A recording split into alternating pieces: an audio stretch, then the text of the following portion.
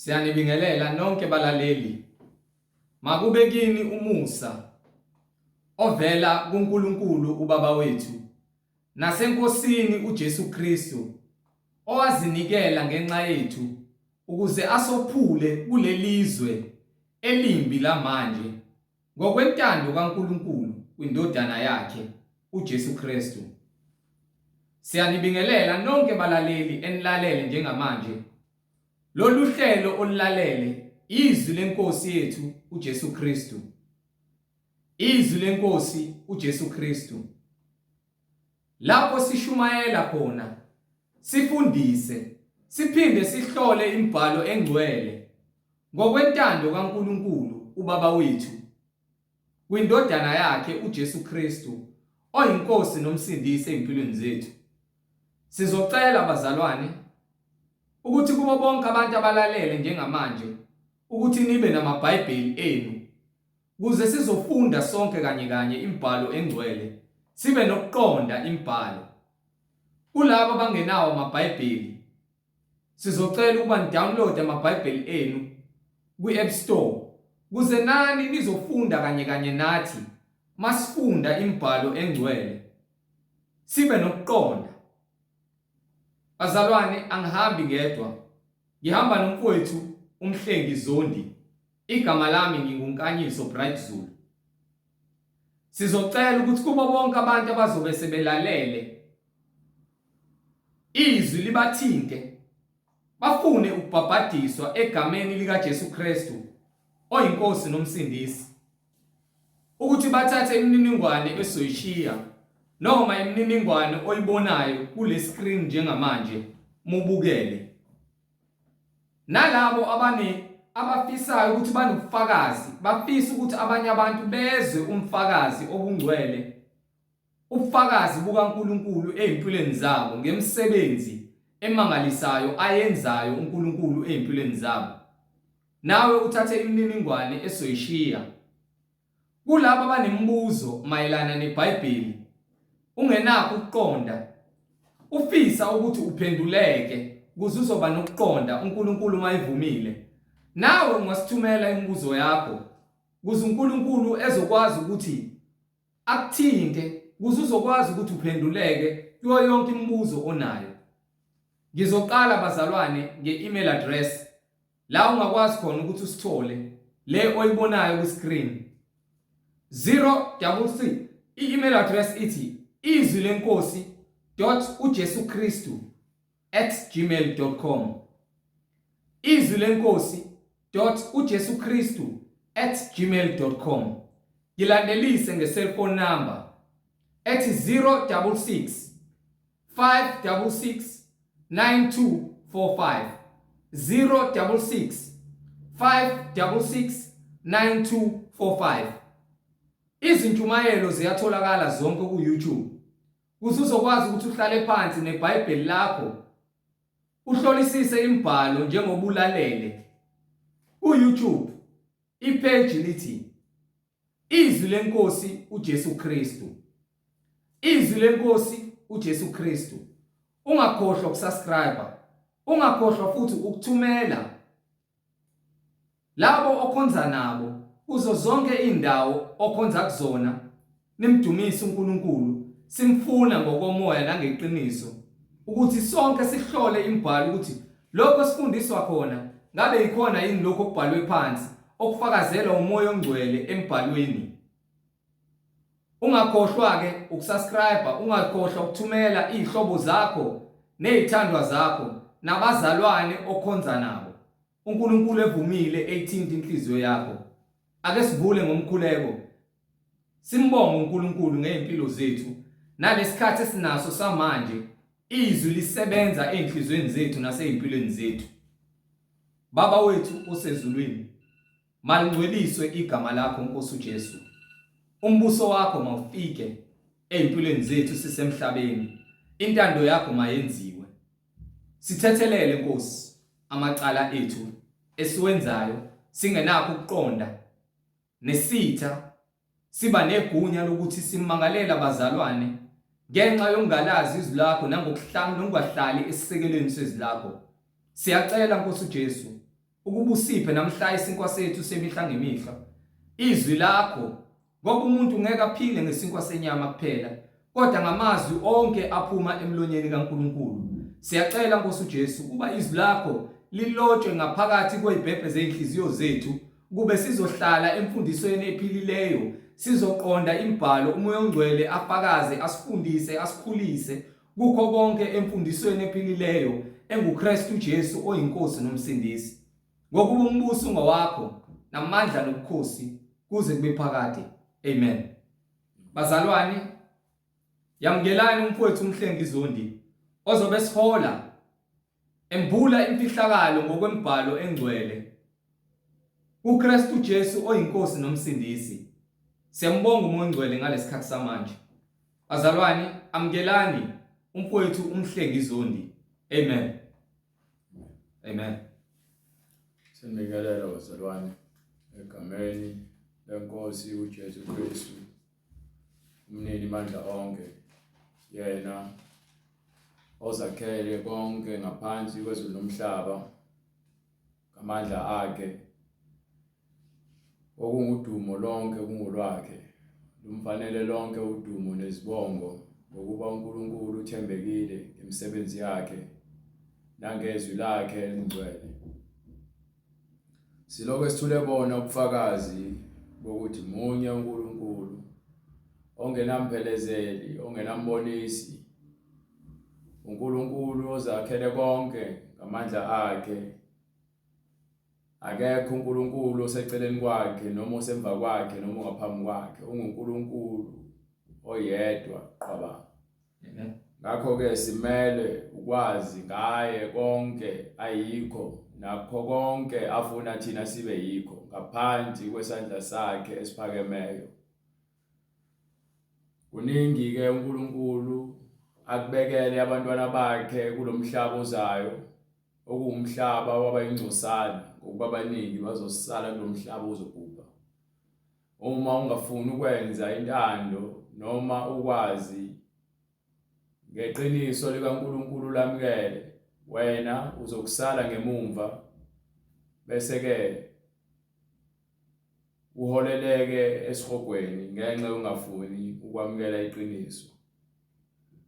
IBhayibheli incwadi yomsuka wakho konke uNkulunkulu akuvezayo kubantu bakhe afuna bakwazi mayelana nendlela zakhe, mayelana nokuphila kwethu kwalemhlabeni kuze kube phakade, ngokuba noma sifa sonke kodwa sizophila sonke. Akukuthi-ke umehluko khona bazophila esihogweni bese behlulelwa ukufa kwesibili, bese behamba baye echibini lomlilo, bese kuthi labo abamukela iqiniso bona bazophila nenkosi uJesu okwangonaphakade ezulwini, lapho khona kungasekho ukukhala nokugedla kwamazinyo nezinhlupheko.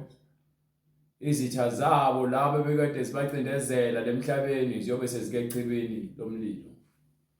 Ezulwini akukho langa, akukho nyanga, ukukhanya kunguJesu uNkulunkulu. Amen. Akukho umgqibelo nesonto. Uma kukhona umuntu ozokutshela ukuthi-ke khona umgqibelo nesonto noma uMonday to Friday to Saturday and Sunday ezulwini, lowo uyimkhohlisi, akazi lutho. Umuntu onolwazi uma lithi iBhayibheli akusekho busuku, ngokuba akusekho nyanga nalanga nezinkanyezi. Ngakho-ke sekukhanya kwaphakade, lapho khona amasango akhona angavaleki, akungeni lutho olungcolile. Izinja, abathakathi, abathanda ukwenza imikhuba emibi, izinengiso, kanye nabo bonke abathanda nabawenzayo amanga bangaphandle. Ngakho-ke ithi incwadi zikhethele namhlanje ukuba uma uNkulunkulu ewuNkulunkulu wakho, thatha isiphambano sakho umlandele. Kepha uma ubaba wakho kunguSathane, uzothatha izithixo nawo wonke amanga nezinengiso nemali ukhonze khona ngaphezulu kwaNkulunkulu. Lenye izwi ongiphi incwadi yase-Efesu before siqhubeke 4:4 incwadi yase-Efesu 4:4 oqala ungiphe kwisahluko 1 yase-Efesu from verse 4 bese ungipha incwadi yase-Efesu 4:4. Incwadi kwabase-Efesu isahluko sokuqala ivesi lesine. Yes sir. Njengalokho asikhethela kuye ngothando. Wasikhethela uNkulunkulu wasikhethela kuye. Sakhiwe ngomfanekiso wakhe. Singumfanekiso kaJehova. Hallelujah Jesus. Wakha umuntu ngomfanekiso wakhe. Ongiphi incwadi yeGenesis batshela ukuthi wenza kanjani uNkulunkulu. Incwadi yeGenesis ungiphe isahluko sokuqala from verse 27. Ngiyawubona 26 ngifuna nje verse 27 bese bhaka lokho uyabuya uza ngapha kwincwadi yase-Efesu ukuthi wasakhela kuye ngothando wakakho konke ngezwi lalela wakubiza konke ngezwi wathi makwenzeke kwenzeke wayeseshe egcineni kukho konke ngibona verse 26. Incwadi kuGenesis isahluko sokuqala verse 26. Ekupheleni kwakho konke sekubizile ngamagama kwenzeka kwafezeka kwamlalela konke okukhona lalela izihlahla zizwe izwi lakhe imvula izulu umhlaba amanzi ezwa izwi lakhe uma ethi anethi ngephutha ungathi ubana kuplanile wena ukuthi ufuna ukuya endaweni ethize laselanetha ukuthi hey la imosha inhlelo zami lalela obonga funda ubonga ungathi noqhuzuka uwa bese uyanxapha uthuka inhlamba mbiza uJesu mbiza uJesu Jesu uNkulunkulu wami ngokuba uSathane wathi kuJesu entabeni uma uziwisa noma uqhuzuka uthi uNkulunkulu uyakuthumela ingilosi zakhe zikubamba ngisho ukuthi uzobanjwa ungabe uzowa kepha uma ubiza uJesu kuba khona ukuthula ngeke uvuke unxapha ucabanga ukuthi khona umuntu okuthakathayo ngokuba abantu abaningi kwenzeka izinto ezincane empilweni zabo bese becabanga ukuthi bayangithakatha ubone nje ubani ulobe emlapha kanjeyana ubheke ukuthi ngenzani khona ezongithakatha lowo umcabango namacebo kaSathane afuna ube nawe ekhanda lakho ukuze uzozonda umakhelwane wakho njengokuba nawe uzonda ubungeke ucabange izinto ezimbi ngomakhelwane wakho kukhona uJesu kuwena. Hallelujah Jesus. Amen. Ngake wathi kuye uma uyindodana kaNkulunkulu ziphose phansi. Wathi uma uyindodana uSathane unakukhohlisa akuhlohle noma kuthiwa phakathi kwabantu nina bafana nifuna izintombi ngokuba kulotshiwe ukuthi lalela unganjani ngokuba nifuna izintombi khona intombi oyifunayo khona isigameko kumele usenze ungenza noma ngabe yini ukuze uthole iattention yentombazane ungenza noma ngabe yini ukuze uthole iattention yemali. uSathane lokutshela lo uSathane uyahlebela athi ngokuba intombazane ifebelile zibulale uNkulunkulu uthi wasakha ngothando ukuba sithola ukuphila okuphakade wena uma uthatha ukuphila kwakho wena uyesibhogweni akuxoxiswana ngalokho ngesikhathi uSathane zibulale ukhuluma the same thing ayikhuluma kuJesu entabeni ukuthi uJesu akaphule umyalelo kaNkulunkulu enze intando yakhe.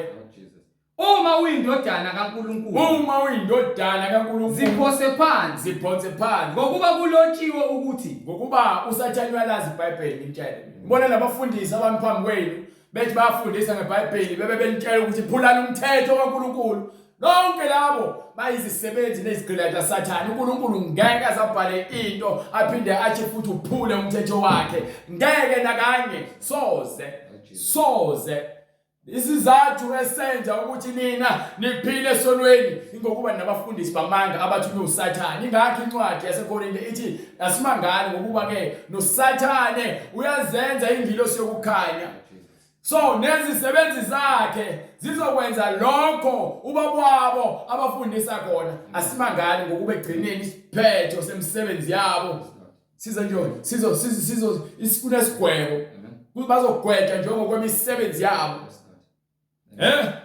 Uthini uSathane ngokuba kulotshiwe ukuthi Sathane uyalazi iBhayibheli ushebe wathatha iBhayibheli oliphendula esetshenziswa uSathane njengoba namhlanje khona ibandla lakaShembe kungenxa yaSathane ukuthi uSathane wahlebela uShembe ukuthi akaqambe ibandla ukuthi lakaShembe wathi ibandla lamaZulu.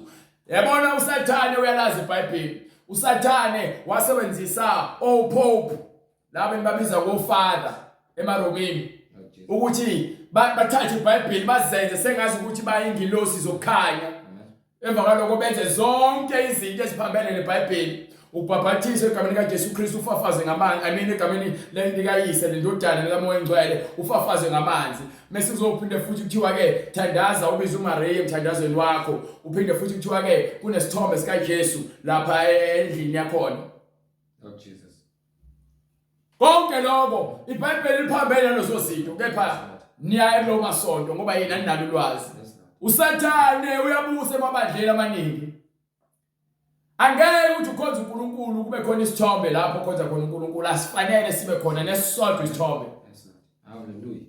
Wenzani uNkulunkulu abantwana bakaIsrael bemiseduna? Akababhubhisanga abantu abangango 3000 ngaleso sikhathi. Ngeke kungitshela ukuthi namhlanje sekhona okushintshile.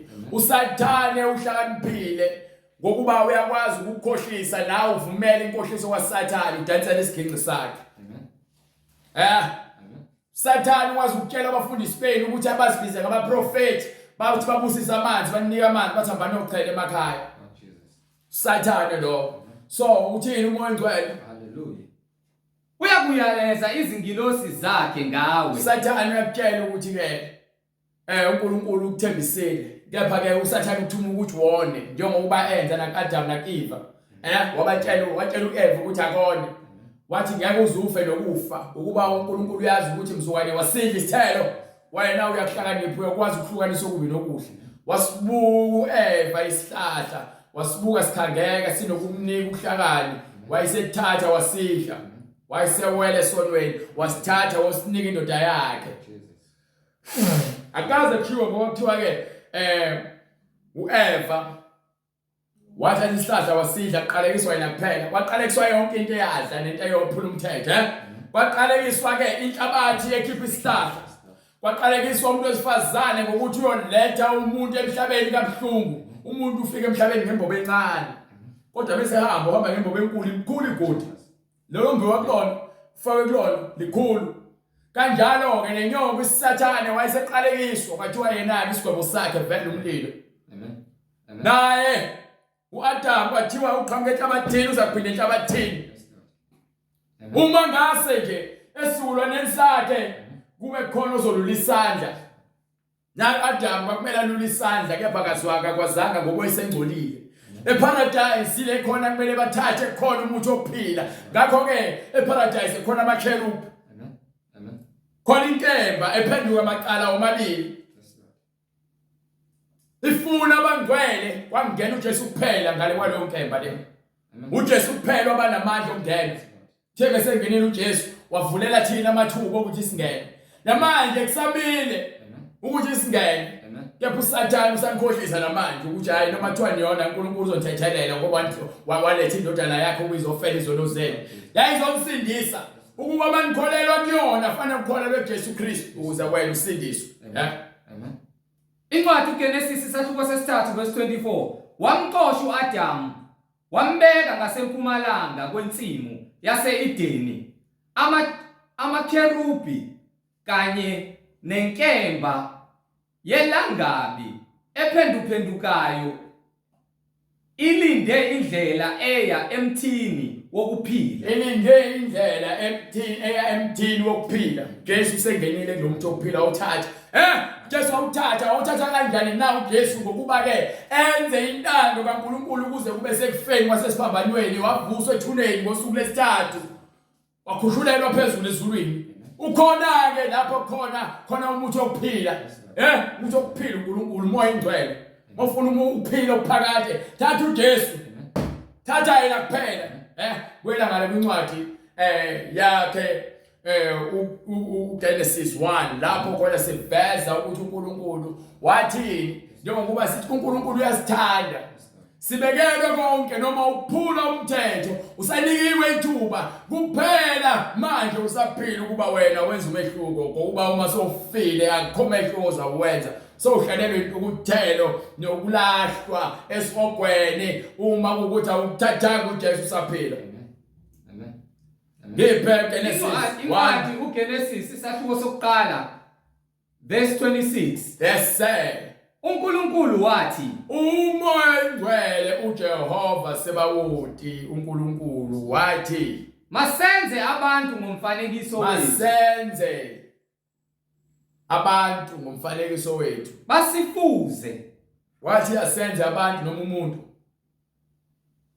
uNkulunkulu wathi masenze abantu ngomfanekiso wethu uNkulunkulu wathi masenze abantu ngomfanekiso wethu basifuze. lo muntu kumele asifuze babuse phezulu kwezinhlanzi zomhlaba beyabusa phezulu kwezinhlanzi zomhlaba nolwandle babuse phezulu kwezinhlanzi zolwandle nezinyoni zezulu nezinkomo zomhlaba wonke nezilwane zonke ezinwabuzelayo emhlabeni.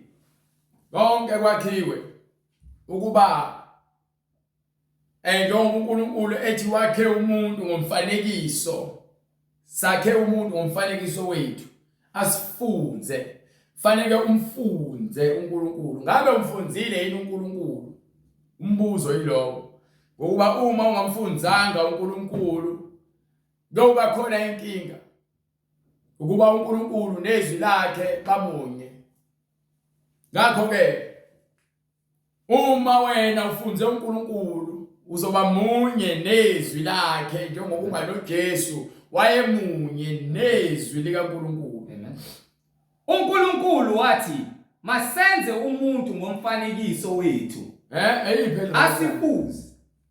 Ebona indaba lamaBhayibheli. Amen.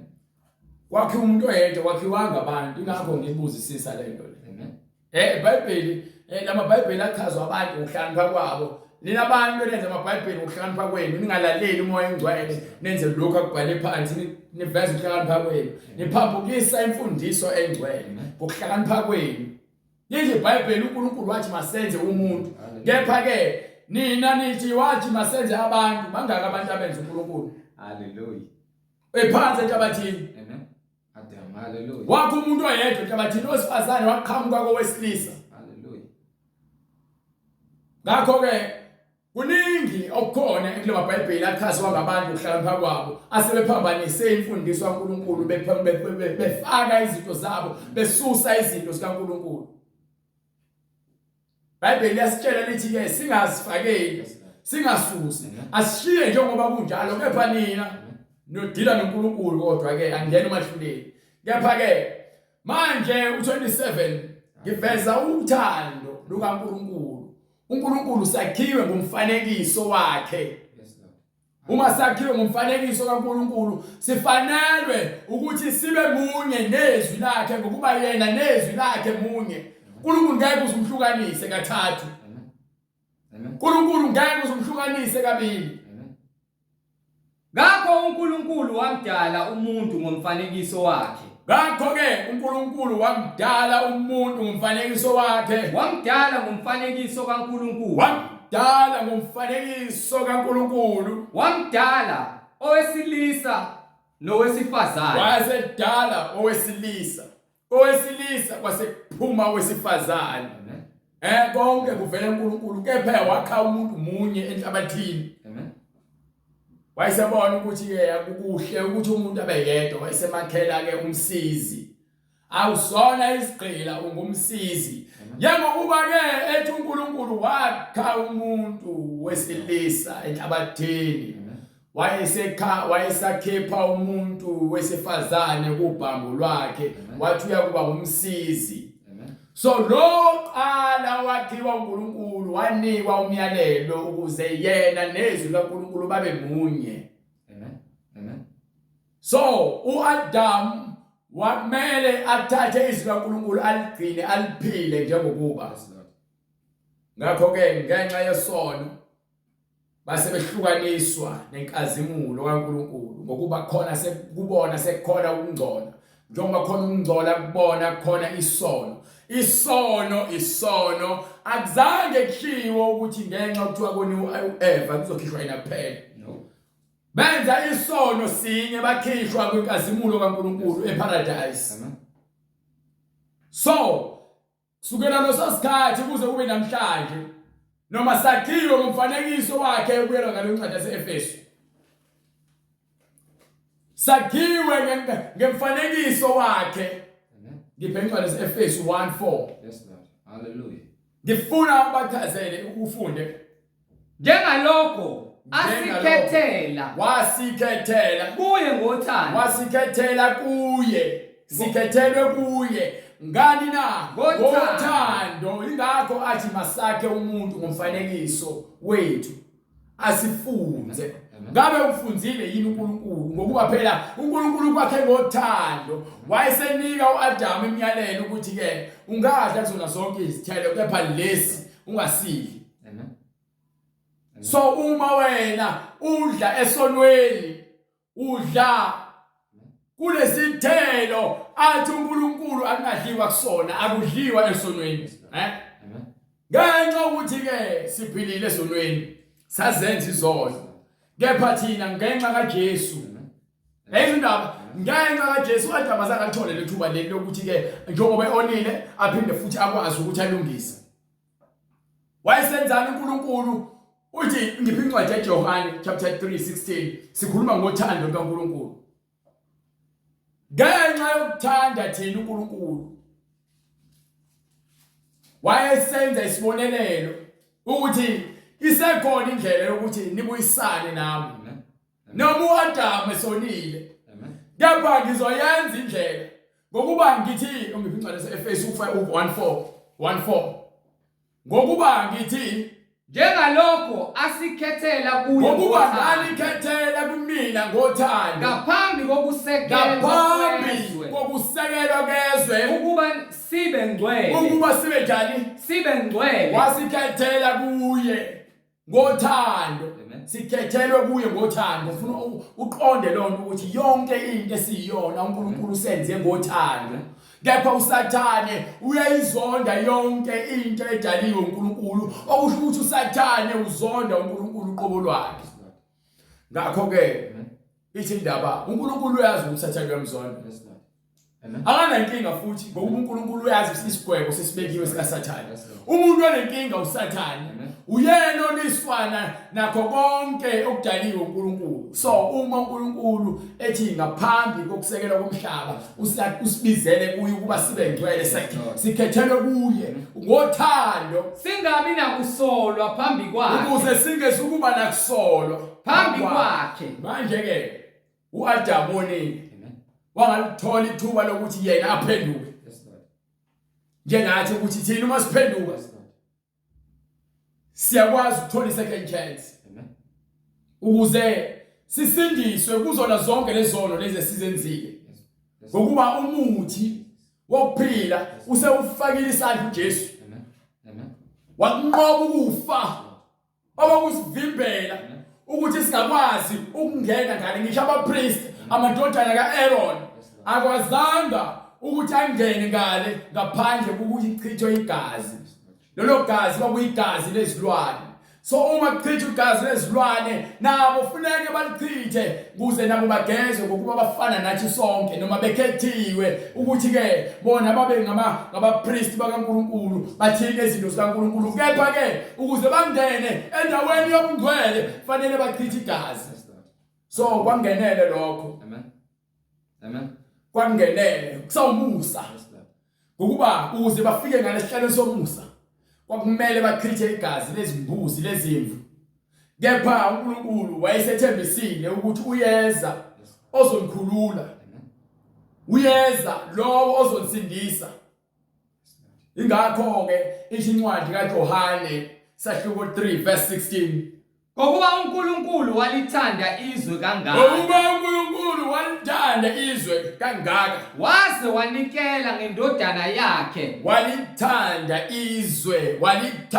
izwe kangaka haleluya walithanda izwe uyasithanda sakhiwe ngothando kuye waze wanikela izwe kangaka waze wanikela ngendodana yakhe ezelwe yodwa ukuba yiloyo naloyo okholwa yiyo kumele ukholwe indodana angabhubhi. Fanele ukholwe uJesu.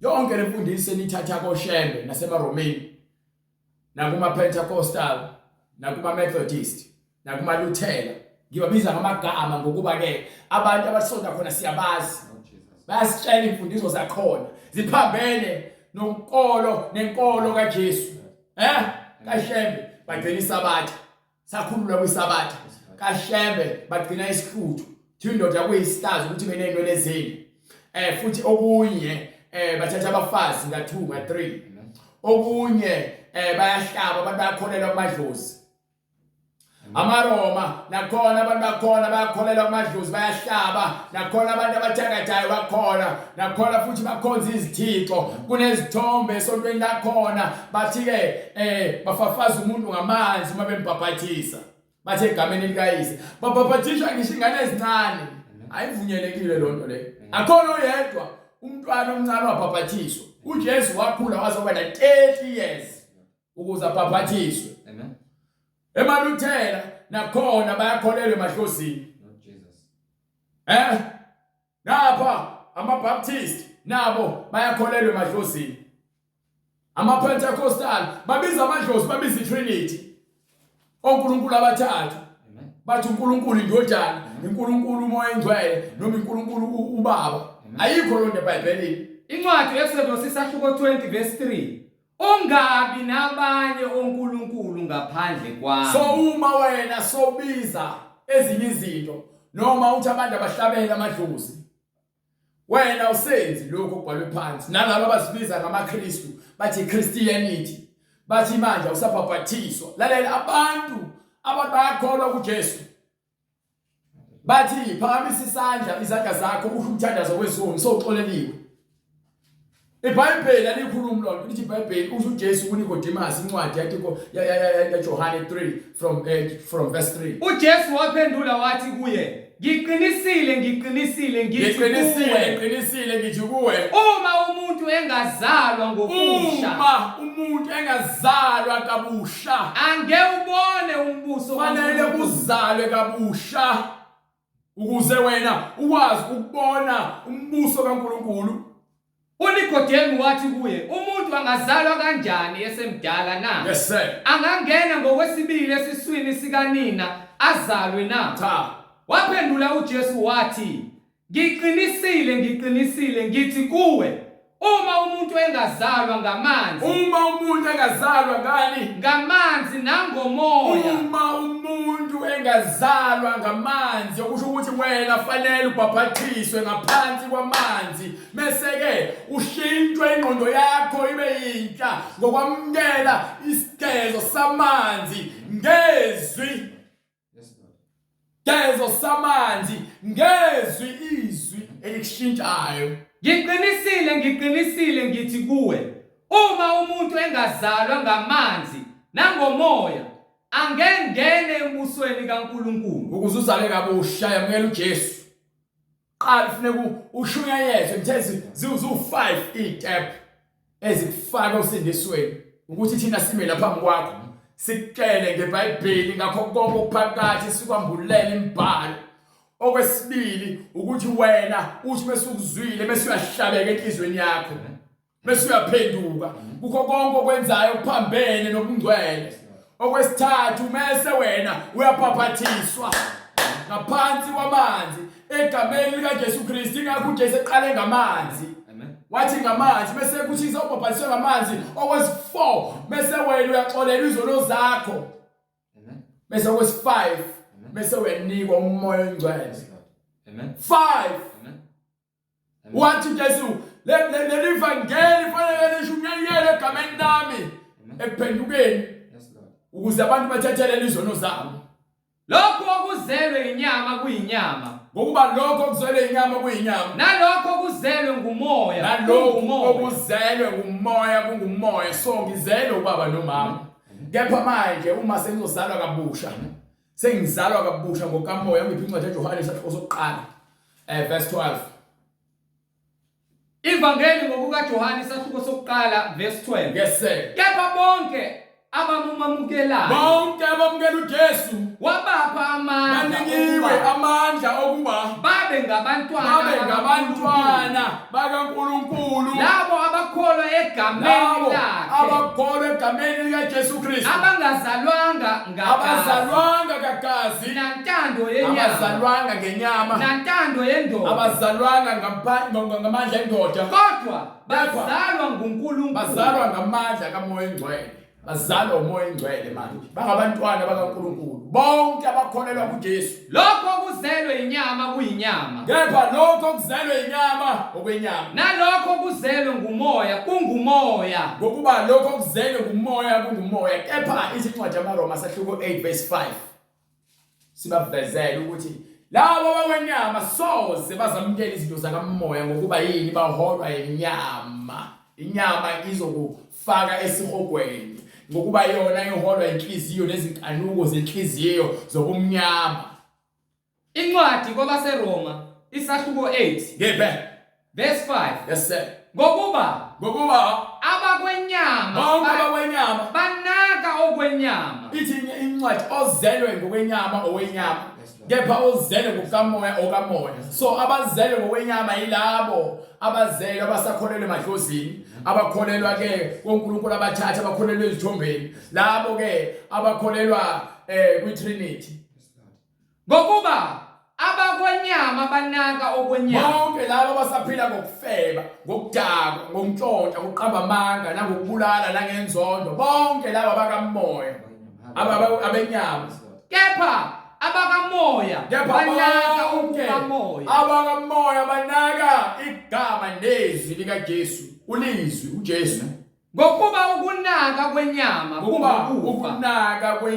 kungukufa kepha ukunaka kukamoya kepha lokho kunaka kungukuphila nokuthula. webona nesikhuluma ngothando sikhuluma ngezinto zikamoya sikhuluma ngothando sikhuluma ngezinto zikamoya.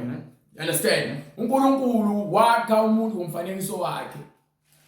Wayesemkhethela kuyena ngothando. Amen. Wathi umuntu kufanele abe ngcwele kuyena ngothando. Waze wathumela indodana yakhe yona yodwa ngenxa yokuthanda izwe ukuba izofela izoni. Amen.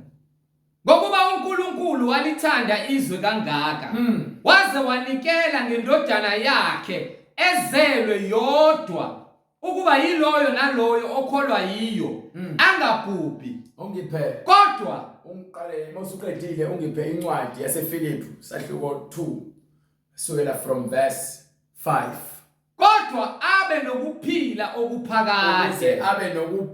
okuphakade lowo okholelwa kuJesu kuyena kukhona ukuphila nothando. Mase utholile le ncwadi leyo ngifuna incwadi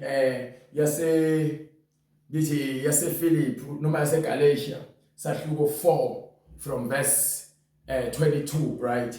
Sifuna ukuveza izithelo zothando lapho uzoya khona bese ngifuna futhi ungiphe incwadi ade ngibiza manje umkhumbuzo Galatia 4 lenye Ephesians chapter 2 verse Philippi baba Philippi 2 siveza uthando lapho khona uthando kaNkulunkulu lusingethe lethi balizwa izwi kaNkulunkulu ehlanu bayibona imisebenzi yakhe nezimangaliso banikwa imfundiso banikwa izwi nemiyalelo nomthetho kepha bawushiya asaqhubha yona ukuthi ngokuba isono sitshaliwe enhlizweni yomuntu kusukela ngalesikhathi bephula umthetho kaNkulunkulu yonke inyama elandela emva kwabo nephuma ngaphansi kwabo imele isono esihleze enhlizweni yomuntu. Wonke umuntu angikatshani uma ngabe ukhona kuNkulunkulu esimkholwayo kepha unesono ngokungakholwa kwakho uyesihogweni ngokungakholwa kwakho. Amen. Ayikho enye indlela yini indlela yekuphileni. So ngothando uNkulunkulu wayesenika uJesu ukuphila. Wayesethini incwadi mesitshela ukuthi yini kumele siyenze incwadi yaseFilipi. Incwadi kwabaseFilipi isahluko sesibili. Yes sir. Verse 5 right. Isahluko sesihlanu. Mawube isahluko sesibili verse 5 right. Isahluko sesibili verse 5. Yes sir. Mawube kini lo mqondo. So ngokuba uNkulunkulu wanikela ngendodana yakhe futhi ayiphethe umqondo wakhe. Amen. Mawube kini lo mqondo owukhona nakuKristu Jesu. iBhayibheli lithi asenze lento le elishoyo lithi asithathe nomqondo ukuthi Yesu sufake kithi owathi enesimo ngokuba sikaNkulunkulu uJesu wayenesimo sikaNkulunkulu akaze asho azange ukuthi akubone kuyirobhani noma kuyinto yokuphangwa kuyinto yokuphangwa ukulingana noNkulunkulu ukuze ngokuba uma uphethe izwi lakhe unengqondo lekaJesu uyalingana noNkulunkulu ngokuba wazi imicabango kaNkulunkulu wazi izindlela zikaNkulunkulu akusho ukuthi ungaphezulu kwakhe uNkulunkulu ukubeka kwi-level yokuthi ke ube sesimweni sakhe sokuphila okuphakade sosindiso sothando sokukhanya hayi isimo sokuthi wena uzitshela ukuthi ngoba naku wazizwe kaNkulunkulu sozoma phambi kwabantu ubakela amanga ukuze bakunike imali wena uholwa inkani ukuze imali usikhotheni wena uyimpungusha wena usilambathi uyalamba wena uholwa isisu sakho amen uNkulunkulu uyasithanda uthi ingqondo leya kuKristu ekuyiyona ifela ukuba nengqondo yokulunga cabanga abantu lelizwe leli thwala nakele amen liholwa uSathane ngoba abantu bazonda ukulunga bakhonza okuhle bakhomba okuhle babiza ngokubi okubi sekubizwa ngokuhle ungitshele umdala unenhlebe umama unomuzi ufundile uzothi ke ayikho inkinga ukuthi abantu bakhiphe izisu kepha uthulungile uthi uyakholwa uthi ayikho inkinga ukuthi amadoda noma abantu besifazane balalane bodwa uthi ayikho inkinga ukuthi abantu bafebe uthi ayikho inkinga ukuthi abantu bafaka amakhondomu ebelala akho umuntu onelungelo lokulala ngaphandle komshado so ukuze ufake ikhondomu ngoba uyafeba uma usemshadweni ufaka ikhondomu unesono ngokuba ke amadodana kaJuda omathathu afa ngithi awu2 noma awu3 afa ebula ubonakala ukuthi athi bese kumele achithe imbewu bona bachithela ngaphandle uthi uNkulunkulu ke zala nani ligcwalisa umhlaba nobuse nina nizobusa kanjani umhlaba nikhiphe izisu uNkulunkulu unothando yonke into ayenzile uyenze ngokuhlakanipha kwakhe ingakho ethi ke imicabango yami akuyona yenu yes Lord Jesus nendlela zenu akusona ezami amen so njengokuphakama kwezulu nemicabango yakhe iphakeme kakhulu ukuze sifike kulo level yakhe fanele senze lokho kade asikwenze mawube kini lo mqondo wawukuKristu owukhona nakuKristu Jesu umqondo owukhona kuKristu Jesu owathi enesimo sikaNkulunkulu akaze asho ukuthi kuyinto yokuphangwa ukulingana noNkulunkulu azange akuthathe ithuba lokuthi akubone kuyithuba lokuphangwa ukulingana noNkulunkulu asoze saba ku level kaNkulunkulu kepha uyasibeka lapho khona sizozibona sibalulekile kuyena ngokuba vele sibalulekile amen uNkulunkulu akanawo amanga uNkulunkulu akafeki uNkulunkulu akajoli uNkulunkulu akasoli isitabani uNkulunkulu akaphindi amen uNkulunkulu akajike endleleni zakhe zonke uthembakele izwi lakhe kumina lijike abantu abajikayo ngokuba bafuna ukulandela inkanuko zenhliziyo zabo ingakho bagcina abantu sebethi akekho uNkulunkulu ithi incwadi sithi sibule enhlizweni yasakho ukho uNkulunkulu Jesus bonakele bese bonakele uma kumuphi incwadi le yarontuza awuqhubeka sezosala ngiqhubeka ngempela incwadi le amen owathi enesimo sikaNkulunkulu wathi enesimo sikaNkulunkulu akaze asho ukuthi kuyinto yokuphangwa ukulingana noNkulunkulu azange akuthathe njengerobhani uNkulunkulu kepha wazidela ethabatha isimo senceku enziwe ngomfanekiso wabantu yabizwa lento le sivezele ukuthi uNkulunkulu wayebuKristu amen phela uJesu Kristu uNkulunkulu understand lo so uthi wathabatha isimo senceku wathatha isimo sokuba isisebenzi wazithoba ukuze haleluya kepha wazidela ethabatha isimo senceku enziwe ngomfanekiso wabantu enziwe ngomfanekiso wethu wathi efunyenwe enjengomuntu wathi izolalela wakha umuntu ngomfanekiso wakhe wambeka emhlabeni uthatha umuntu odakeni naye wayisa akha umuntu enhlabathi esibelethweni somuntu esifazane wakhulula indodana wazongena kuyona usezongena nomfanekiso asinike wona ukuze ngoba nathi ufuna usikhombisa ukuthi yiphi impilo asifunela yona yiphi impilo asidalele yona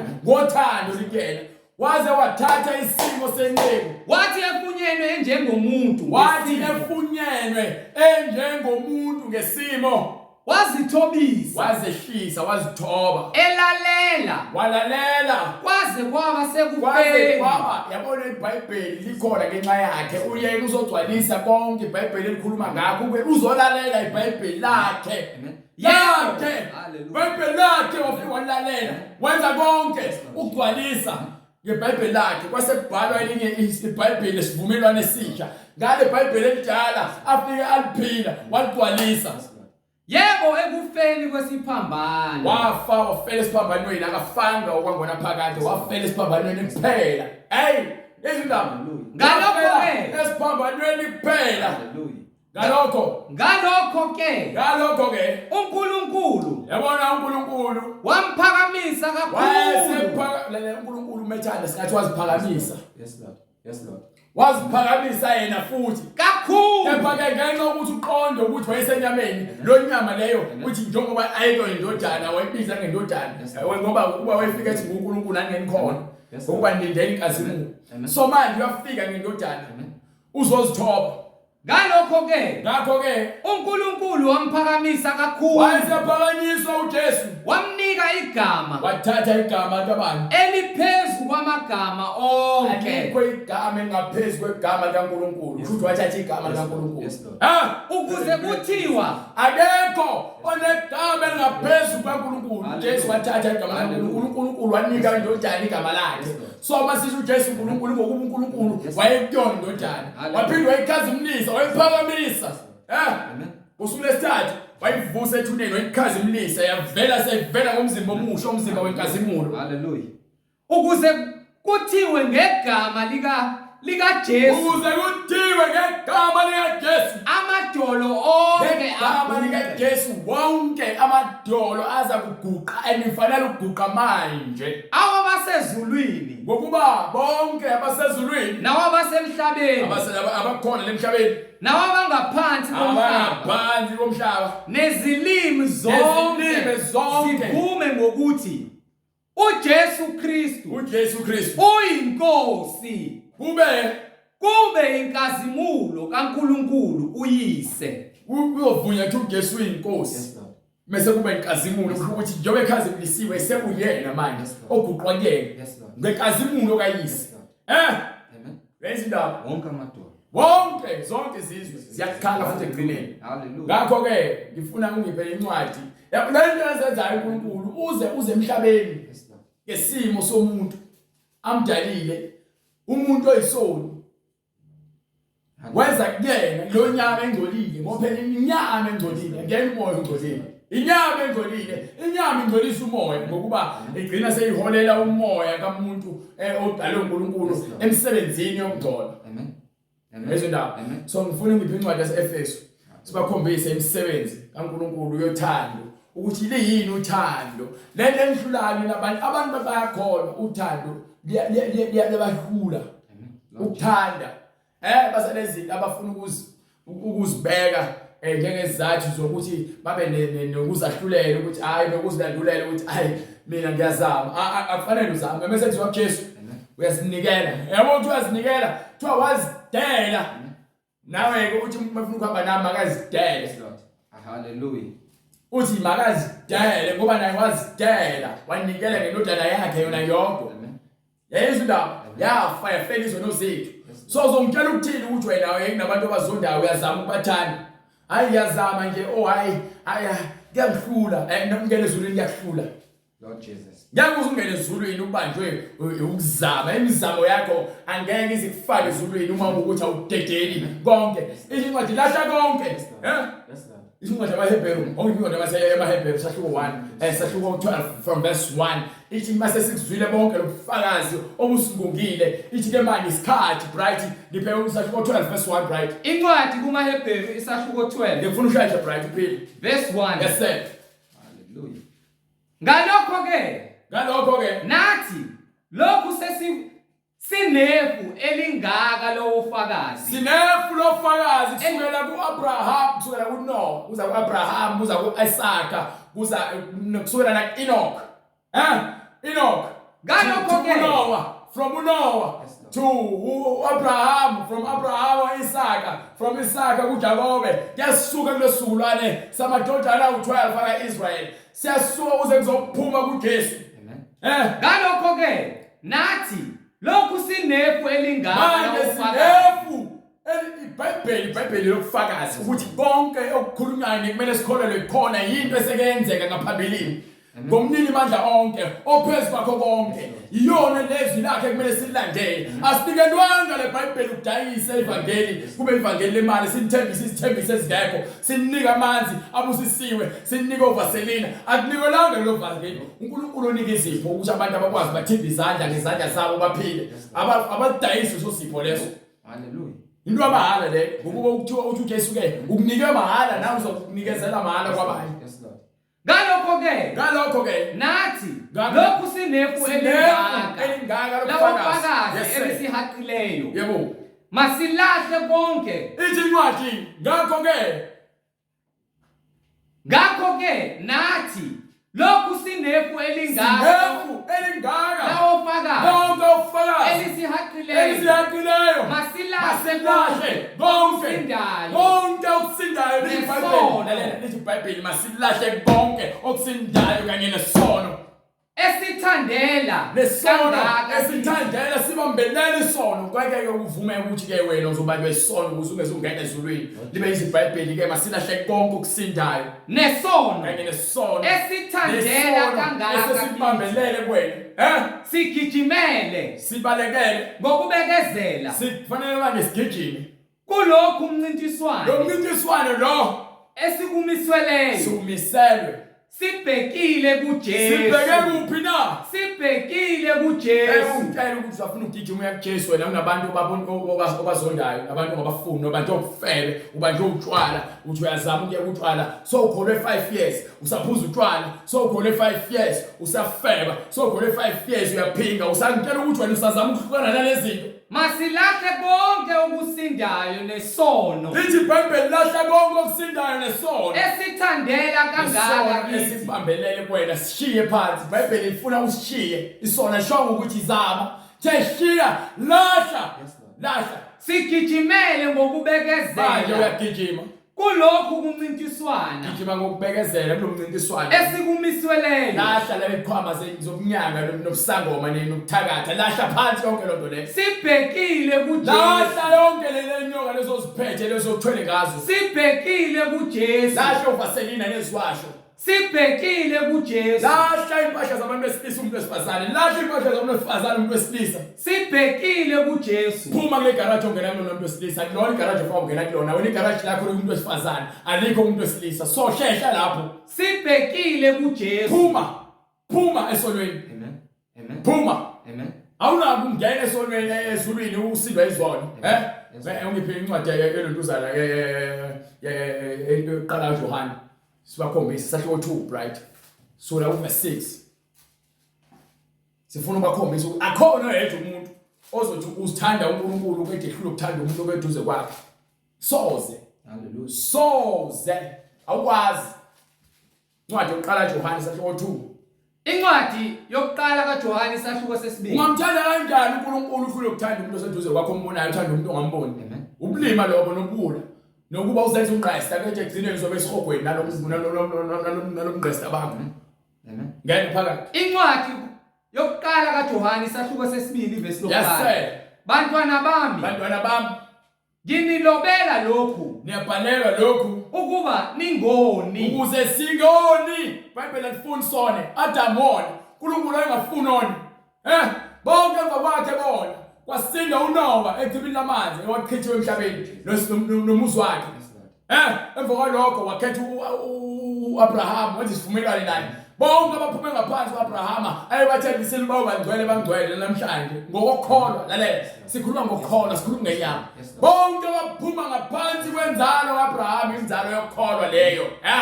Fanele ukukholwa ezweni. So iBhayibheli isitshela ukuthini? Bantwana bami, nginilobela lokhu. Sibhalelwe lokhu kuba ningoni. Singoni. Akuwonga ukuthi bonani kancane noma zama ukuphuma esonweni. Ningoni.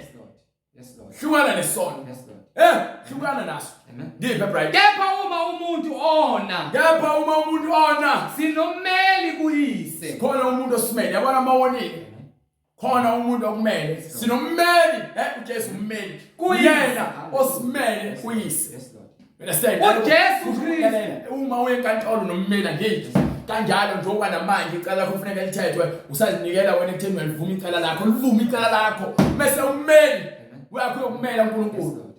Jesu uzakumela. uJesu Kristu olungileyo. Yena ungcwele. Yena uyinhlawulo ngezono zethu. Uyini? Yena uyinhlawulo ngezono zethu. Ingakho ke vuma izono zakho kuJesu ngokuba yena uyinhlawulo ngezono zobani? Kungengezethu. Kodwa nangezezwe. Funda kahle ungaqhamuki nendawo phela indawo. Yena uyinhlawulo ngezono zethu. Uyinhlawulo ngezono zethu ingakho ngithi ufanele ukuvuma izono zakho kuyena ngokuba yena ungummeli ofele wena ukuze wena usindiswe kulesigwebo esizayo kunesigwebo esibekelwe izolo. uJesu ufele leso sigwebo ukuze bonke abakholela kuyena singabatholi leso sigwebo. Yezwa indaba. Yena uyinhlawulo ngezono. Yena uyinhlawulo ngenxa yezono zethu. Kungengezethu zodwa. Kungengezethu zodwa. Kodwa nangezezwe lonke. Nangezwe lonke akubona abasindisiwe kuphela kepha izwe lonke ngokuba ke yena ungummeli wabo bonke abantu. Kepha ke ngeke abameli bengazange bavume amacala abo kuyena njengommeli. Ayizindaba. Ngalokho siyazi ukuthi So manje sesiyazi ukuthi siyamazi yena. Siyamazi. Uma sigcina imiyalo yakhe. Siyamazi ummeli wethu uma nje sigcina imiyalo yakhe. Ngakho ke siyamazi ukuthi siyamazi yena. Uma sigcina imiyalo yakhe. Lo ugcina imiyalo yommeli ngokuba mase kufika lapha usekutshelile ukuthi vuma isayicala lakho uyalivuma ukuthi wena uyisulu uvuma kuJesu. Mase ufika sowahlulelwa uJesu uyasho ukuthi hayi lo owami lo. Usevumile amacala akhe ngenxa yami ngoba mina ngisenginikeliwe ngenxa yakhe. Ungowami ungapha ngakumina. Kepha bonke abangamvumi, bonke abamphikayo, bonke abenza abahlaya ngaye, bonke abalala nabantu besilisa bengabantu besilisa, bonke abadlwengulayo nabakhipha izisu. Zonke igebengu ezintshontshayo nezikhomba abantu nabathumba abantu. Bonke abafebayo nabadakwayo nabantshontshayo, abadlala ijini, abadlala umoya ofebe nokuphinga nenzondo. Bonke bayisikogweni uma bengaphenduki, bengamamukeli ummeli, sinommeli wethu. Yes Lord. Lo othi ngiyamazi engagcini imiyalo yakhe. Uma uthi uyamazi umuntu wesifazane usafaka amawigi ungumqambi manga. Uma umuntu wesifazane uthi uyamazi usafaka inzipho zokufakelwa ungumqambi manga. Uma umuntu wesifazane uluka amasingini ungumqambi manga. Yebo uzumazi uJesu ungagcini imiyalelo yakhe. iBhayibheli kusukela ekuqaleni kwincwadi yaGenesis, incwadi yaGenesis ukuthi ukuzala kwezwe kuze kuzophuma kwincwadi yesambulo sekwambulwa konke ngezwe. Manje ke soyanika isikhathi ukuthi wena mamukele uJesu nezwi lakhe ukuze wena uthole lokuphila okukuyena. Lo othi ngiyamazi engagcini imiyalo yakhe. Uma nje iBhayibheli umuntu wesifazane akavumelekile ukuthi ashumayele wena uthi uyamazi uJesu wephe uyashumayela ungaphambi kwabantu uma beva kwePulpit. Lithini iBhayibheli? Lo othi ngiyamazi engagcini imiyalo yakhe. Yephe balekela imiyalo kaJesu. Ungumqambi manga. Yini? Ungumqambi manga. Abantu abaqamba amanga bangena ezulwini. Iqiniso alikho kuye. Lithi iBhayibheli abantu abaqamba amanga bangena ezulwini. Abantu abakuthandayo amanga nabawenzayo bangena ezulwini. Iqiniso alikho kuye. Ubani ubaba wamanga uSathane? Uyise wamanga uSathane. So ungalamukeli, hallelujah Jesus, hallelujah.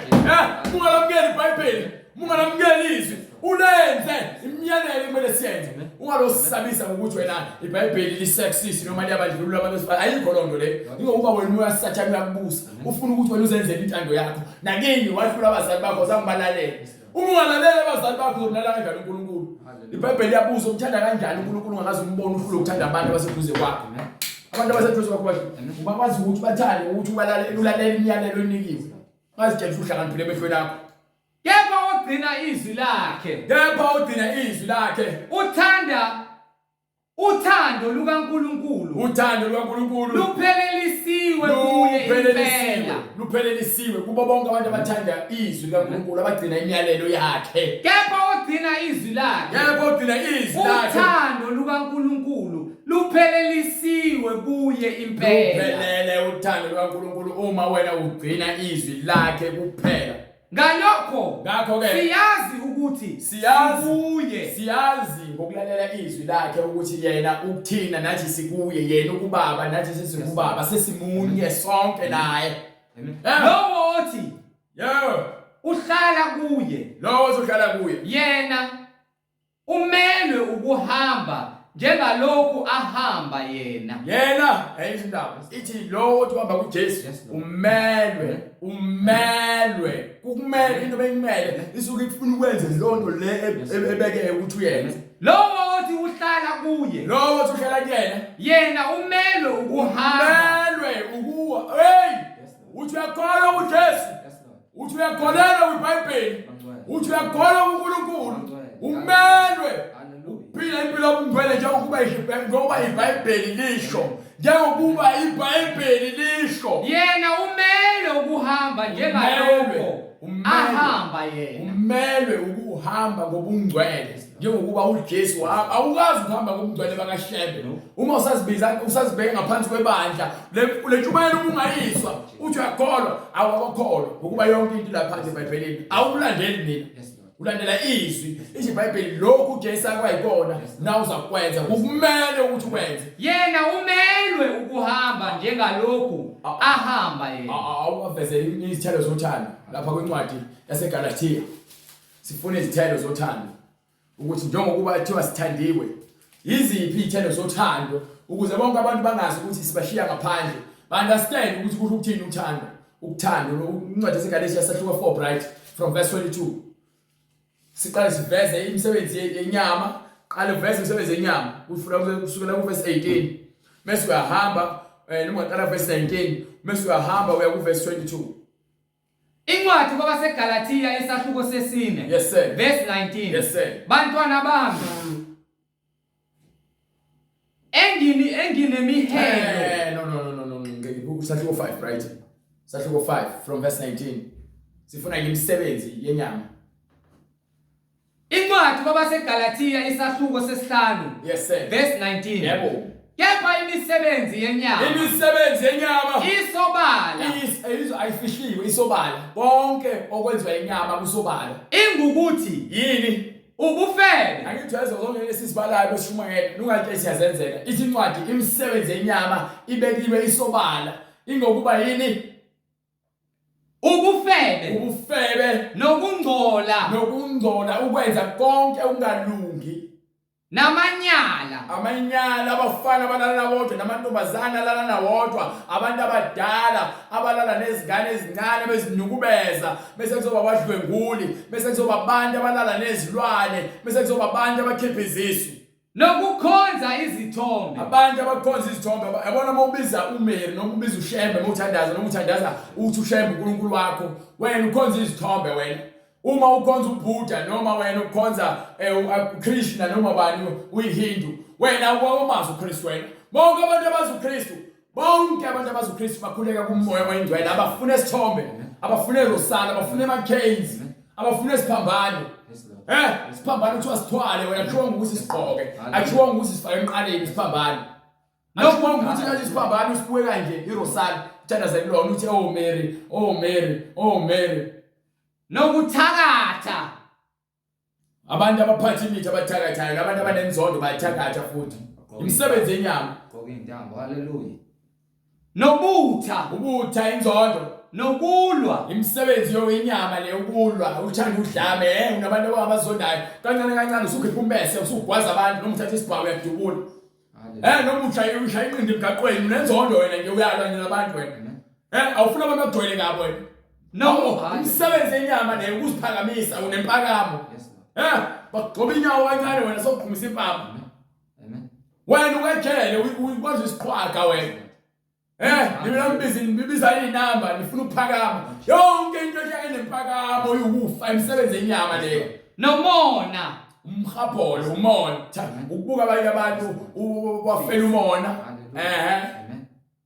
nokuthukuthela into ukuthela ulaka yabona mekuthiwa ukuthela kephungoni ukuthukuthela kuyisono kepha uma so execute noma so wenza isono so ugaxele sonweni so noma iBhayibheli lithi ke thukuthela kepha ungoni haleluya thukuthela ungoni noma kuthiwa uthukuthele lingashoni ilanga usabambe intukuthela ukuthi umoya wentukuthelo ufuneka ungakubusi ngokuba uKhayini wabuswa intukuthelo wabulala umfowabo nawe ke pasop ngeke haleluya nokubanga ukubanga izikhundla emabandleni emsebenzini emakhaya nakuphi le nibanga abantu besifazane banga umuntu besifazane ongazi umshado nibanga nomunye umuntu uzocaluka yolanda imithi yomthakatha nawo besifazane nibanga amadoda nizinithathe nambe niyoko mama uyangichaza yolanda imithi nezwasho nakho konke lokho abanika kona nezitsipho besigezani ngazo khona amadoda enezonthanda nanodwa konke lokho kuba imisebenzi enyama imisebenzi yokungcola nokuthakatha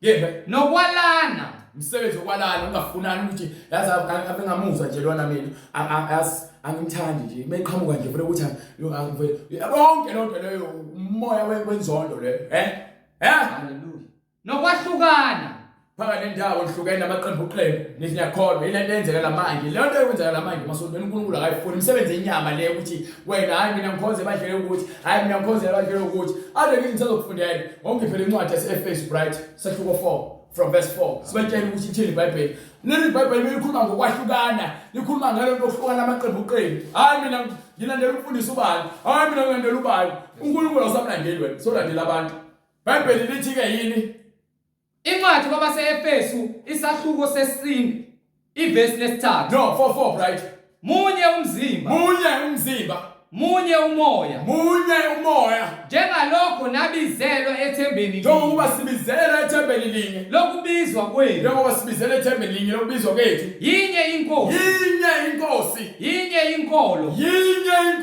munye umbhaphathiso munye uNkulunkulu uyise wabo bonke ophezu kwabo bonke okubo bonke ophakathi kwabo bonke munye so le ndawo yokuhlukana amaqembu la yasiyamukela thina sifunda ingakho singeke ungithole ngithi la ngaphansi kwebandla likabani lalela ngaphansi kwebandla labangcwele ibandla labangcwele likaKristu ilona bandla ngaphansi kwalo le wathi uNkulunkulu ungcwele uJesu wathi ibandla lakhe uyakulakha kuledwala wathi uzolakha emngcweleni ibandla lakhe idwala emngcwele abayiqondi le nto le bright bayabiza lamagama namavesi bayawafunda kepha umoya engcwele akabambuleli ngoba yini abafuna ukuzehlisa bayaphakama babula umoya emphakamo bawuthanda ukubizwa ngababishop nangabapostoli nangabaprophet ngoba sobizwa ngumdeacon so yasikhukhumeza so sibona ukuthi kanti emphakamo uSathane ufuna ukukuvala amehlo ungafinyelele kulazini iqiniso uma nje bengamfuna kungabe ngabangamthola yini ngokuseduze akakude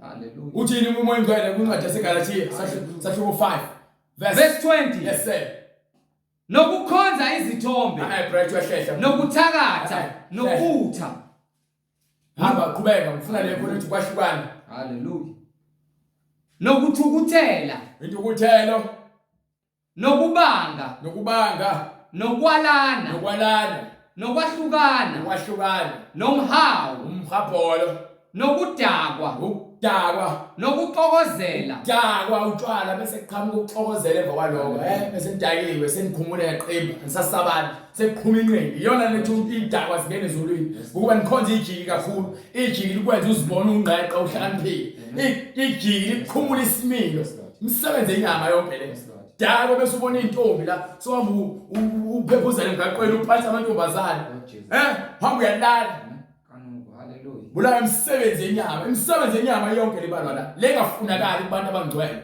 nokunjalo engandulela ukunitshela akho ke ngakho ngiphe incwadi ke manje yayo lo chapter verse 22 manje sibavezele imisebenzi kaNkulunkulu yothando sikhuluma ngothando uthando kumele sibe nalo kepha izithelo zikamoya izithelo zikaNkulunkulu izithelo zikaJesu izithelo zikaMoya Ongcwele, izithelo zikaJehova, izithelo zikaNguye ongunguye. Ziwuluthando Uluthando nokujabula. Izithelo zikaMoya Ongcwele uthando nokujabula. Awujabuli ngotshwala. No. Awujabuli ngokuthi ushaya abantu. Awujabuli ngokuthi ube nabantu ozohleba ngabo. Hallelujah. Jabula ngokuthi udumise uMoya Oyingcwele nomusa wakhe akwenzele wona. Uyamhubela, uyamculela, uyambonga. Uyakhuleka kuye. Amen. Uthando lolo, ukujabula lokho kaMoya Oyingcwele. Nokuthula, kube khona ukuthula phakathi kwabantu ophila nabo. Kungabi khona abantu ozobazonda nabantu ongabafuni, nabakhona abantu ozobaliswa. Ukuthula. Thanda bonke abantu. Awuhlebi. No. Sindisiwe ungcwele, makube khona ukuthula kukho konke ukuhamba kwakho. Lithi incwadi landela ukuthula nabo bonke abantu. Ubungcwele. Okukuthi bonke abantu abangenabo ngeke baze babone ubuso kaNkulunkulu. Landela ukuthula. Kubona bonke abantu. Funa ukuthula. Wazi ukuthi uyakhona usindisiwe kepha uma ezingcingweni noma uvele ngamawini ukhuluma indaba. Amen. Noma ubhizi emakhoneni. Hallelujah. Ukhuluma indaba. Oh Jesus. Nokubekezela. Bekezelela bonke abantu, Nokubele. Ube nomusa onikiwe. Ubekezelelwa ngokuba noNkulunkulu ubekezelile uyisonde waze waphendula. Uphendula namhlanje uthi usindisiwe ngokuba uNkulunkulu ubekezelile. Manje nawe ke kufanele ufunde ubekezelela bonke abantu. Yinenye Nobuvi. Nokukholeka. Ubumnene. Nokuzithiba. Ukuzithoba.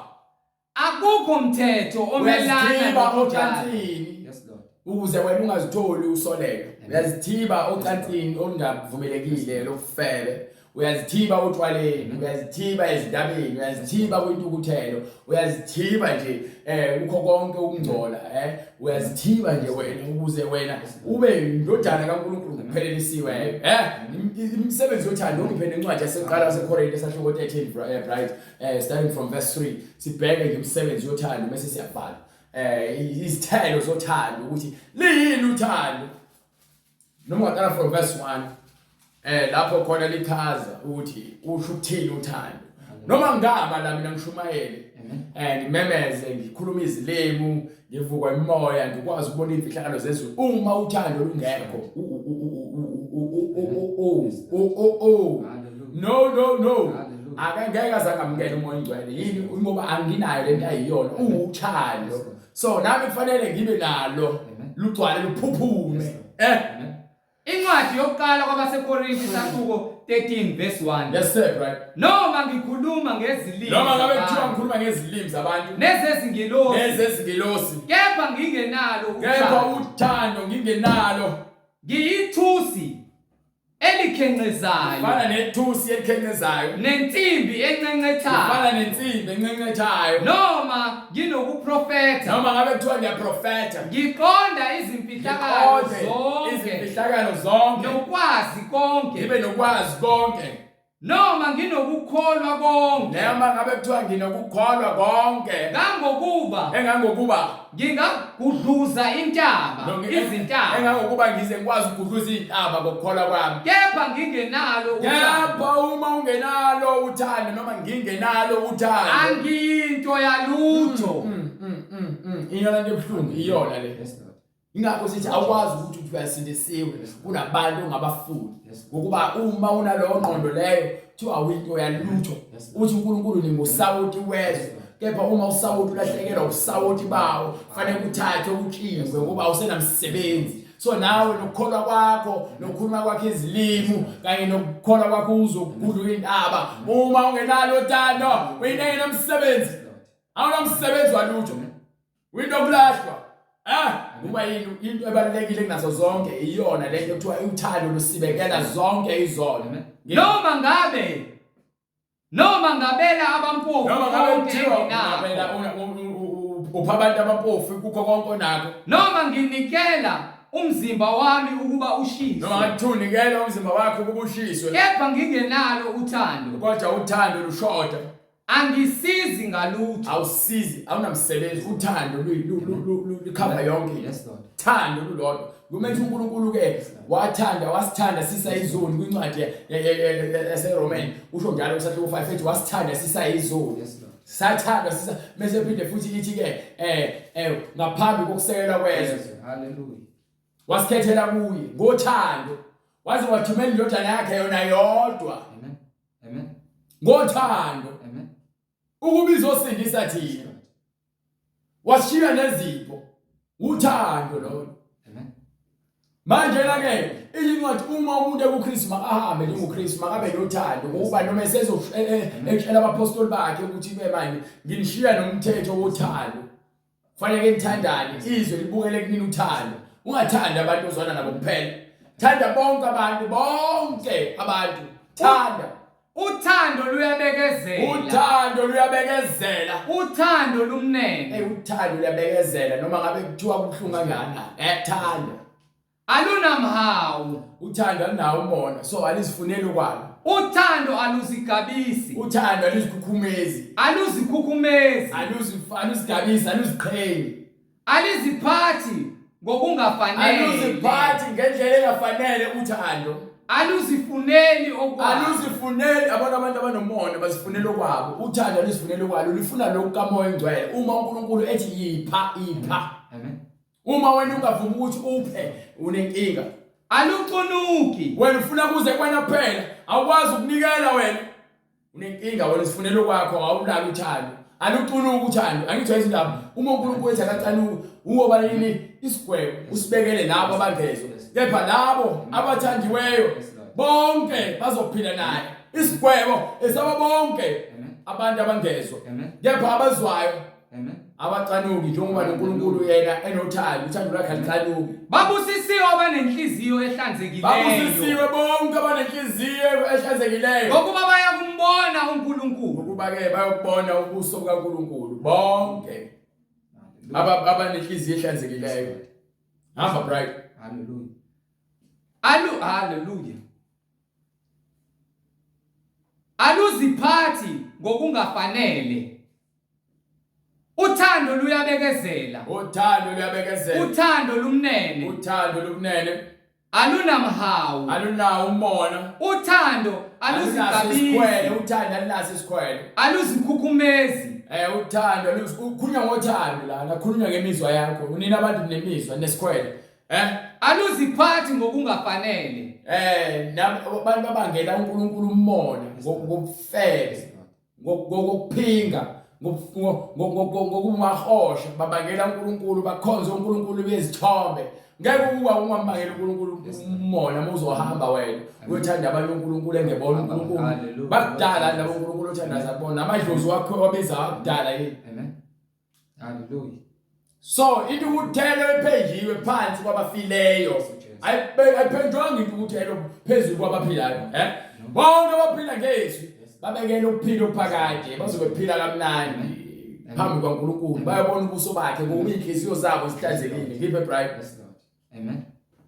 Hallelujah. Aluziphathi ngokungafanele. Aluzifuneli okwalo. Alucunuki.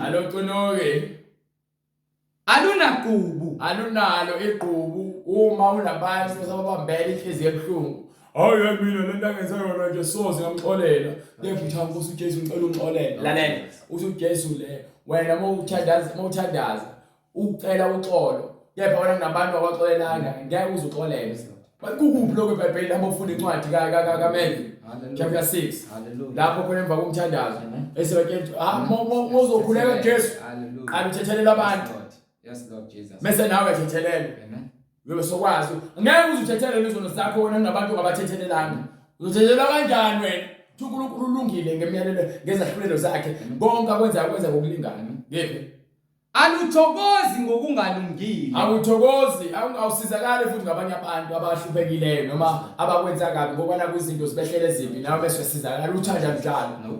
Kepha luthokozela iqiniso. Kepha luthokozela ini? Iqiniso. Uphila ngeqiniso. Uma uphila ngeqiniso uphila ngokungcwele. Wazi izinto zikamoya ingcwele. Njalo uma uzokwenza izinto uqala ubheke ukuthi ngabe lokhu kukhona yini iqiniso kukhona. Uma lingekho iqiniso uyaqhelelana nakho ngoba yini ubalekela ungcoliswa ngokuba yini unomoya wothando. Lubekezela izinto zonke. Luyabekezela uthando, lubekezela izinto zonke. Lubekezela izinto ethando kwena. Lubekezela izinto zonke. Lukholwa izinto zonke. Lukholwa izinto zonke. Kusho ukuthi uma wona uthi unothando lwaNkulunkulu, ukholwa yiyo yonke imfundiso yakhe. Luthemba izinto zonke. Luthemba izinto zonke, uyathembela kumoya ingcwele. Lukhuthazelela izinto zonke. Luyakhuthazelela kukho konke futhi. Uthando alusoze lwaphela. Uthando alupheli. Uthando alupheli ngaphela konke.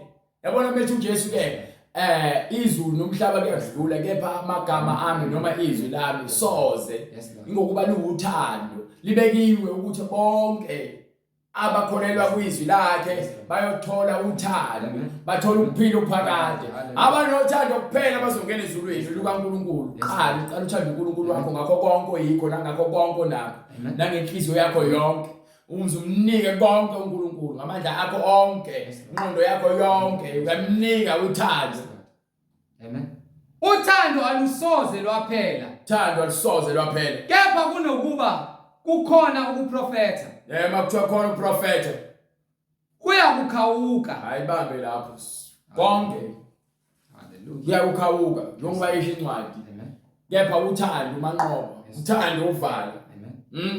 Ngephela incwadi ezenzo sahluko 2 sikuvezela nje imikhuba yothando ukuthi luhle kangakanani luyini uthando imiphi imisebenzi yothando mofuna ukwazi uthando ufuna ukuze eBhayibhelini mofuna yabona iBhayibheli ayikho into engayifundisi ukuba lisiza wena ukuthi wena umsindiswe umoya wokungcola umoya wokungcola ungena noSathane nenkanuko zenu nokulandela imisebenzi yenyama nemizwa yakho ukuthi ayangizizwa nje mina ngathi ngamthanda lona nawe ngeke aza kuthanda uNkulunkulu izwi lakhe ngeke lize likuthande ngoba unayo indawo yothando. Hallelujah Lord Jesus. Uthi uNkulunkulu ke kubona bonke abangizondayo ngiyabavakashela ngentukuthelo bese kubabona bonke abangithandayo ngiba nomusa kubona. Baningi ke namhlanje abakhala esibugweni abathi Nkosi iba nozwelo kimi Nkosi ngiba nozwelo kimi kuthiwa wanikwa isikhathi wena Jemoniwe isikhathi wena wangafuna ukuthi wena uzwela abanye abantu wangafuna ukwamukela izwi laNkulunkulu namhlanje isona sikhathi osinikiwe ingakho incwadi yamaHebheru ithi namhlanje uma nilizwa izwi lakhe ningezi njengoyihlo ehlala izwani izwi lakhe. Izwani izwi lakhe ngokuba uma ungalaleli uyamthanda umoya ingcwele ngiphe incwadi ezenzo right. Hallelujah. Sibatshela ukuthi yini ekumele bayenze. Sahluko 2 from verse 36 to verse 38. Ngakho indlu yonke yakwaIsrayeli. Ngakho ke bonke abathi bangcwele mayazi impela ukuthi mabazi ukuthi uNkulunkulu umenzile inkosi noKristu uJesu lo enambethela nina esiphambanweni. Sebekuzwa bahlabeka enhlizweni. Bathi sebekuzwa laba abazwayo izwi manje kufanele bahlabeke enhlizweni wasimtshelile ukuthi ziwu5 step noma ke indlela inama steps awu5 ezikholela ekutheni wena upheleliswe uNkulunkulu ukuzwa izwi bese uyahlabeka enhlizweni bese uyaphenduka bese emva kwalokho uyabhabhathizwa bese ziyathethelela izono zakho bese unika umoya ingcwele u5 kuphela bese unika umoya ingcwele sophila ngothando sokugcwalisela uthando sophila ngemfundiso yabapostoli njengoba isho incwadi bathi bebhabhathiwe baqhubeka bahlala emfundisweni yabapostoli bephula izinkwa behlangana bekhuleka ndawonye benza konke ndawonye. Hallelujah. Ngeke sebekuzwa bahlabeka bonke bahlabeka enhlizweni bathi kuPetru nabanye abapostoli madoda bazalwane siyakwenza njani na wayesithini uPetru wayesethi phendukani phendukani nayi kumele senze fanele siphenduke ezonweni zethu phendukani Yes, sir. yiloyo naloyo abhaphathizwe Yilowo nalowo abhaphathiswe. egameni likaJesu Kristu. Bhaphathiswe egameni likaJesu Kristu. Kukho ukuthethelelwa kwezono zenu. Kukho ukuthethelelwa kwezono zenu. Khona niyakwamukeliswa. Ukuze-ke samukeliswe Isiphiwo sikamoya oyingcwele. iyona into ekumele siyenze le kuphenduka ezonweni sibhaphathiswe egameni likaJesu Kristu bese sinikwa isiphiwo sikamoya oyingcwele ngoba lesithembiso-ke sethu esabantwana bethu esaba bonke abakude nabakuthi inkosi uNkulunkulu ethe babiza wayesenezelela wabayala thina-ke sesiniyalile ngawo wonke amagama ishawa isikhathi manje ngabe siyaqhubeka siyaniyala simgcwalisele ngawo wonke amagama kepha into esingakhiya nayo nje ukuthi wena phenduka ezonweni zakho wamukela uJesu bese uyabhaphathiswa egameni lakhe bese ke emva kwalokho ziyathethelela izono zakho bese unikwa-ke isiphiwo sikamoya oyingcwele ngokuqhubeka udlale ezweni lakhe. Zisindiseni kulesi sizukulwane esiphambeneyo. Zisindiseni kulesi sizukulwane zisindiseni manje usanikwa isikhathi. Sibonga umusa kaNkulunkulu nothando nakho konke uNkulunkulu asenzele khona sithi-ke umusa wakhe mawande ufinyelele enhliziyweni zabantu bonke. uNkulunkulu asindise asigcwalise ngothando lwakhe kuba bonke abahamba endleleni yokulunga nokukhanya baqhubeke bahlale kulabo bambe ubumnyameni ukukhanya makufike nomusa wehlele kubona. Konke siyakucela egameni likaJesu Kristu ukuthi uNkulunkulu asinike amandla nokuqonda asithethelele amacala ethu ngokwavuma ngommeli wethu uJesu Kristu okunguyena kuphela osinika ukuphila nokuqonda kanye nempilo nokuphila okuphakade. Konke sicelela egameni likaJesu Kristu ngomusa nokuphila namandla nokuqonda kuze kube phakade. Amen. Amen. Amen. Umusa weNkosi uJesu Kristu nothando lukaNkulunkulu nokuhlangana kukamoya ongcwele makube nani nonke. Amen.